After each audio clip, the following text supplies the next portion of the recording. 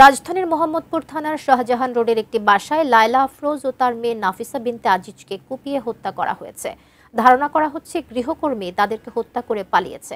দর্শক, যেমনটি বলছিলাম, এই ঘটনাস্থলে আছেন আমাদের সহকর্মী সাব্বির আহমেদ। তার কাছ থেকে আরো নতুন কোনো তথ্য আমরা সংযুক্ত করার চেষ্টা করছি। সাব্বির, নতুন কোনো তথ্য কি আপনি জানতে পেরেছেন? ধন্যবাদ কবিতা। রাজধানীর মোহাম্মদপুরের শাহজাহান রোড যেটিকে বলা হয়, ঠিক এই বাসাটিতেই মূলত আজকে সকালে একটি নৃশংস ঘটনা ঘটেছে এবং মা এবং মেয়ে এই দুজনের রক্তাক্ত মরদেহ পাওয়া গেছে এবং সপ্তম তলায়, এই ভবনের সপ্তম তলায় তাদের মরদেহটি পাওয়া গেছে। ভবনের এই সপ্তম তলার যিনি ফ্ল্যাটের মালিক, অর্থাৎ যিনি নিহত হয়েছেন লায়লা আফরোজ এবং তার মেয়ে নাফিজা, এই দুজনের রক্তাক্ত মরদেহ পড়েছিল এবং লায়লা আফরোজের যিনি স্বামী আজিজুল ইসলাম, তিনি বেসরকারি একটি স্কুলের, ইংলিশ মিডিয়ামের স্কুলের শিক্ষক ছিলেন। তিনি প্রতিদিন সকাল 6টার দিকে বের হয়ে যান এবং বেলা 11টার দিকে বাসায় আসেন।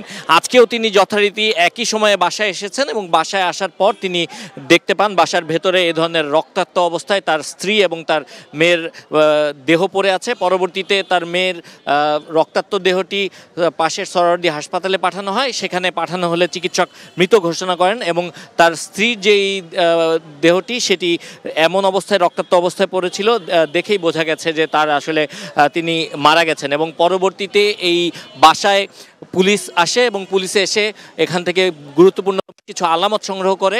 যেই ছুরি দিয়ে তাকে হত্যা করা হয়েছে, সেই দুটি ছুরি উদ্ধার করা হয়েছে। বাথরুমের ভেতরে সেই ছুরি দুটি ফেলে দেওয়া হয়েছিল এবং সেখান থেকেই রক্তাক্ত অবস্থায় এই ছুরি দুটি উদ্ধার করা হয়েছে।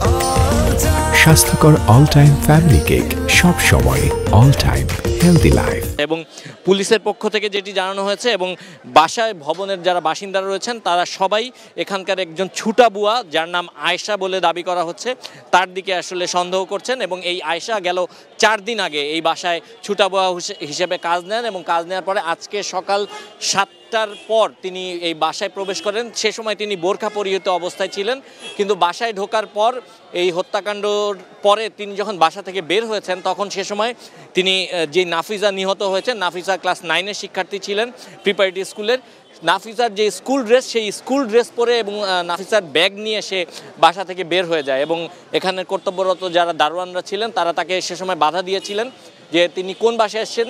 সে সময় নাফিসা একটি মিথ্যা তথ্য দেয় যে সে 7 তলার বাসায় 4 দিন আগে বেড়াতে এসেছেন, সেখান থেকে চলে যাচ্ছেন। কিন্তু তারপরে তাকে এখানে যারা কর্তব্যরত সিকিউরিটি গার্ড এবং যারা ছিল তারা কিন্তু ছেড়ে দেয়।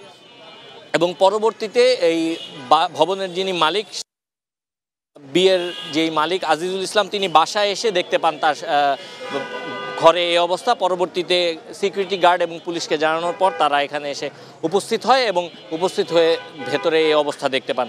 এবং প্রাথমিকভাবে সন্দেহ করা হচ্ছে যেই কাজের বুয়া, যিনি এখানে ছুটা বুয়া হিসেবে কাজ নিয়েছিলেন, তিনি এই হত্যাকাণ্ড ঘটিয়েছেন এবং পুলিশও তাই ধারণা করছে। এবং যেই আলামতগুলো রয়েছে সেই আলামত সংগ্রহ করা হয়েছে এবং বাসায় কোনো জিনিস মিসিং রয়েছে কিনা সেই বিষয়টিও তারা খতিয়ে দেখছেন। ইতিমধ্যে ময়নাতদন্তের জন্য মরদেহগুলো হাসপাতালে পাঠানো হয়েছে এবং পুলিশ যাচাই বাছাই করছে এবং যেই সিসি ক্যামেরার ফুটেজগুলো বিশ্লেষণ করা হচ্ছে এবং তার পরিচয় নিশ্চিত হওয়ার চেষ্টা করা হচ্ছে।